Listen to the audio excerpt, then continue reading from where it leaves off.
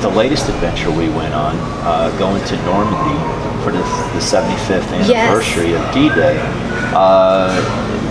that became something we latched on to do as a group with the core of us from American Freedom Distillery and the other Special Forces veterans out of the Tampa area.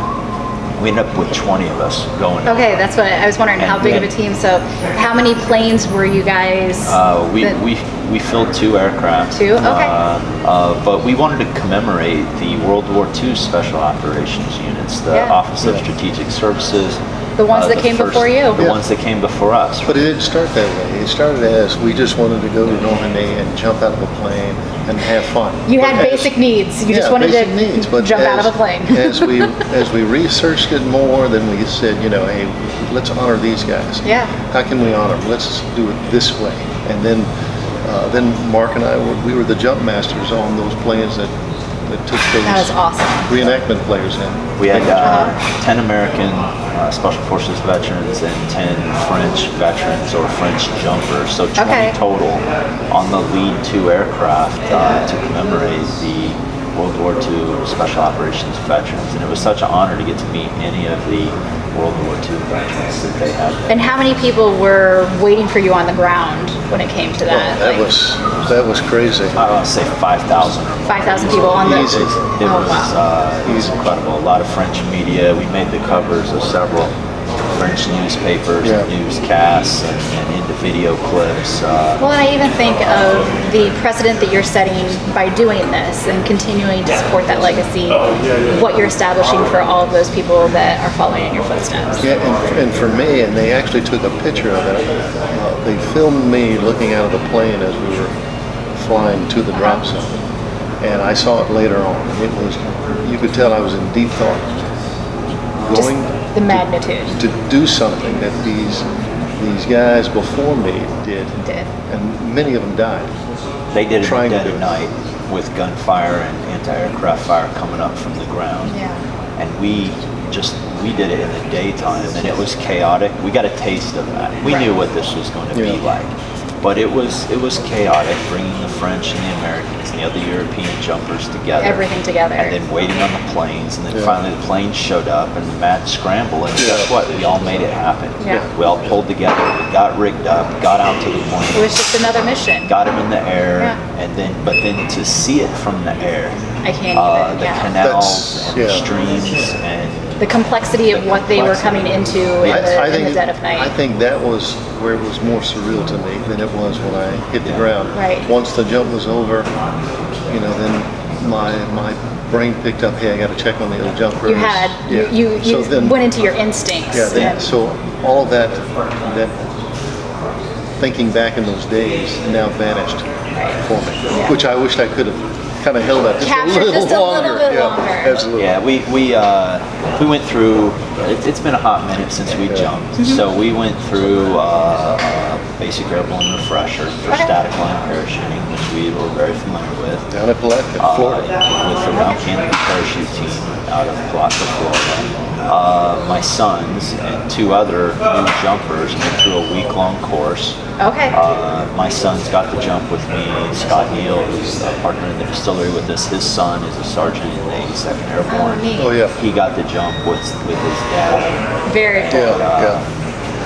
So to have the families involved as well was very special. It's amazing. But it energized and excited the jumpers, the larger group.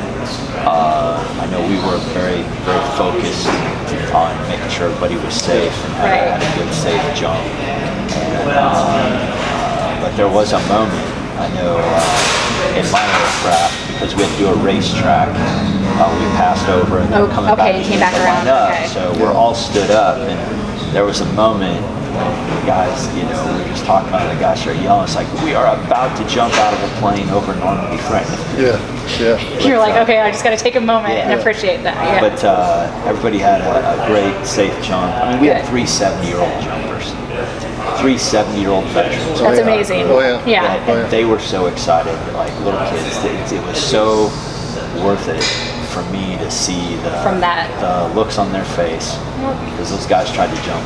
They did jump multiple days, but I just didn't want to put anyone in the canals because the water in the middle is about 12 feet deep. And that wouldn't be a good situation.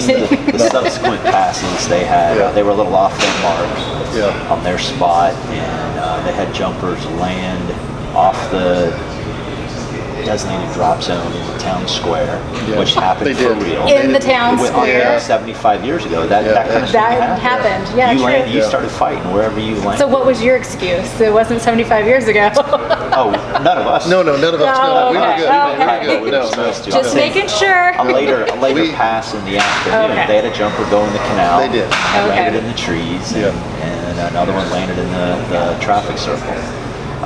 And I mean, that should just magnify the complexity of a well-planned daylight drop versus what everybody had to. But it was great. We got to do a Willie's Jeep tour with D-Day tours, and we got to drive through the hedgerows with a historian who took us to different spots and talked about small unit actions and engagements. And some of the famous and critical And these are battles. French historians, Right. so they're, their take on it. Their perception and their approach from Every community we drove through, literally every house had an American flag hanging on it. I mean, it was so overpowering and humbling to know that the French people, by the hundreds of thousands that turned out in that region, and they're celebrating America. I think that was special. And my wife, she got to come along.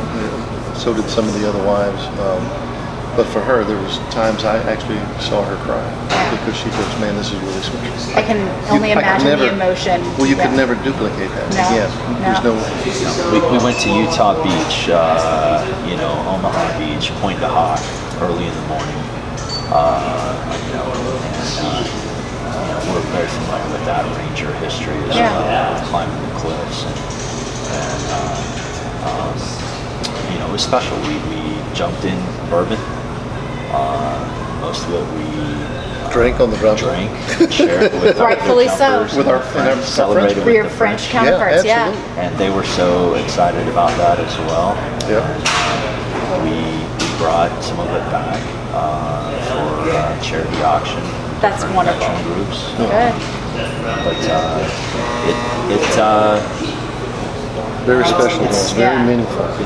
In my I can only imagine. Yeah, it's going to be one of those remember when days. Well, because I always wanted to do it, and I was actually born in France. Oh, and wow. I've not been back since, which was 1961. So I won't do the math here. I don't care. 1861 or 1961. Yeah. Well, I was still using a musket.